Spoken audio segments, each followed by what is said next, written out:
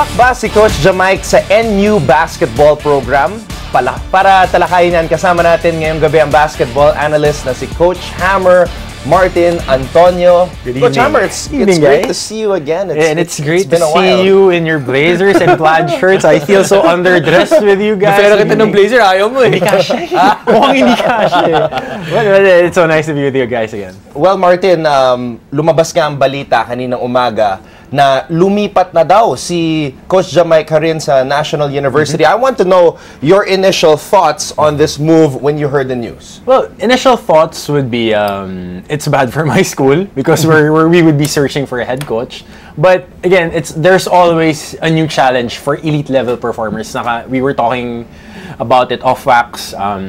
If you want to be known as an elite performer, you need to climb the next challenge. It's not a matter of staying put where you are, but it's overcoming the next obstacle, which is right now, a big obstacle for him is getting another championship on the UAAP side naman of basketball. Ngayon, Martin, Anton, kilala talaga si Coach Jamike for his run and gun type of defense. Yung talagang, para alam mayhem din, parang alam nightmare press din, yung talagang walang tulugan, pukpukan na klaseng depensa.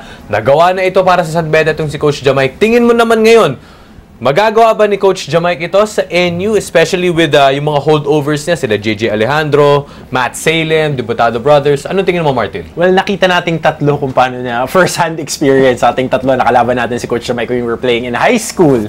We're not saying that he is old. He started young as a coach. Right now, he has the requisite materials. Again, we would only know the players that are great if they could adjust to different coaches. Coach Eric Altamirano is a very good teacher.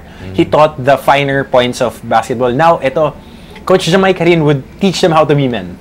Different type of coach, but same philosophy. He wants them to play better on the defensive side of the ball. They want to force turnovers, run, and score on the fast break. That's what he does. And with JJ Alejandro and Matt Aquino on the backside, and si Salem from LaSalle, and then he played last year for NU. He would be a very good stretch for this lineup para kay Coach Jamike.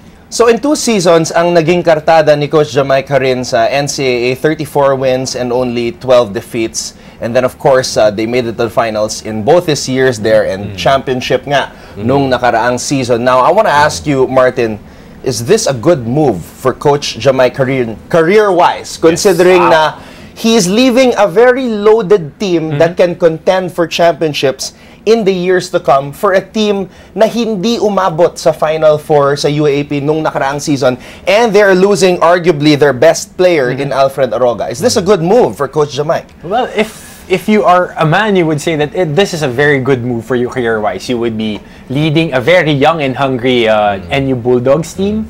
You would be filling in the shoes left by a very, very good coach, multi-titled in college and in the pros, Coach Eric Altamirano, and his staff na talagang work day and night to improve the players. And they got the championship 2 years ago. And then Coach Jamike would be challenged once he moves to the UAAP because, again, it's a very young team, and he does not have the likes of the Benadamasas of the world, Donald Tanquas, and a veteran crew that he had with San Beda. Nasabi mo nga, Antonio, 34-12, talagang napaka-winning record ito si Coach Jamike. Even before, sa Blue Eaglets, talagang sanay na manalo ito. Sanay na mapuntang Final Four. Ngayon naman, tingin mo, Martin, as early as now, kakatapos lang ng UAAP season, tingin mo ba, with his lineup, with the way that he wants to implement his system, tingin mo, sa iyong opinion, gaano katagal bago maparating ni Coach Jamike ang NU Bulldogs ulit sa Final Four? Well, the lifeblood of any college basketball program would always be in the recruiting side. We've seen it in the States with the Dukes of the world, the North Carolinas, the University of Connecticut. Pagdating sa women's basketball sa NCAA naman, it's the Tennessee Lady Volunteers, it's the University of Connecticut Huskies. The coaches recruited the Gino Orimas of the world, the late Pat Summit. They recruited and reloaded every time pagka dumarating yung mga times na gumagraduate na yung players.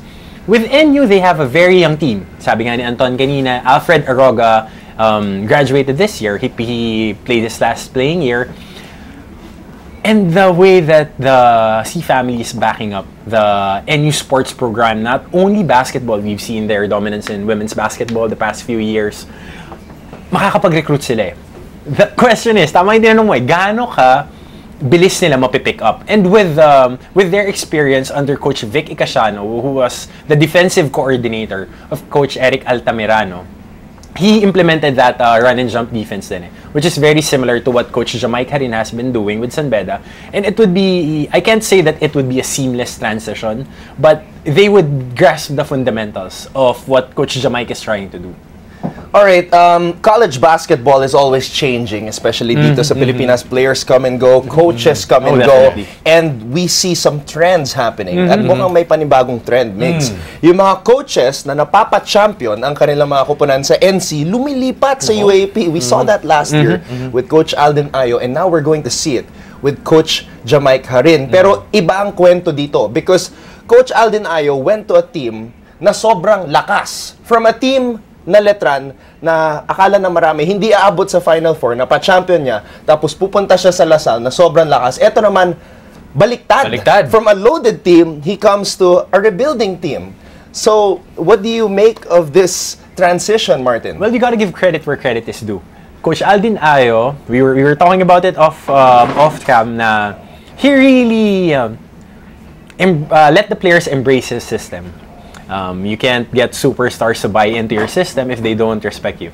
So he did that for the De La Salle Green Archers. No matter how loaded your team is, if your leader is weak, you send me to a war with a lion. Even if a flock of sheep, they would win a championship if their leader is like that. Coach Alden did that with a pack of wolves.